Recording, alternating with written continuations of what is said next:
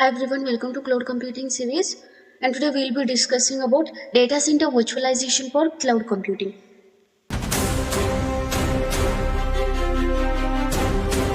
So this means converting a physical data center resources into virtual resources using a software. This improves the efficiency, scalability and flexibility, making it easier to manage and allocate resources dynamically in the cloud environments.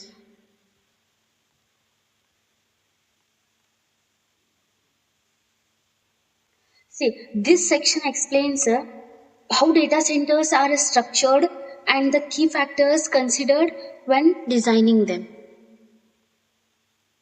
See, cloud systems use a commonly available hardware and networking equipment to keep costs low and ensure scalability. Then next is, see, most cloud systems are run on a x86 processors, which are commonly used in computers and servers. See, low-cost terabyte disks and gigabyte Ethernet are used to build data centers. Means data centers use affordable high-capacity storage and fast networking to handle large amounts of data efficiently. The next is, see, data center design emphasizes the performance ratio over speed performance alone.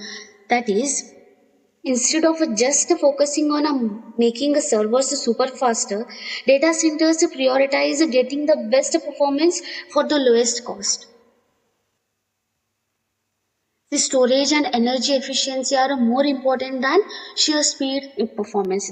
That is, saving energy and efficiently managing the storage is more critical than just having the fastest systems.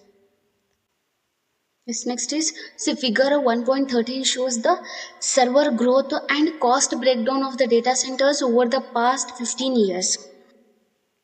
So this figure illustrates how the number of servers has increased and how costs have been distributed over time.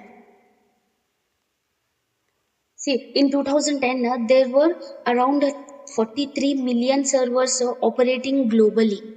Then next is, running a data center becomes more expensive than the initial cost of buying the hardware after 3 years. Thanks for watching. If you found this video helpful, don't forget to like, share and subscribe for more insights on cloud computing. Also check out our playlist for more in-depth topics. See you in the next video.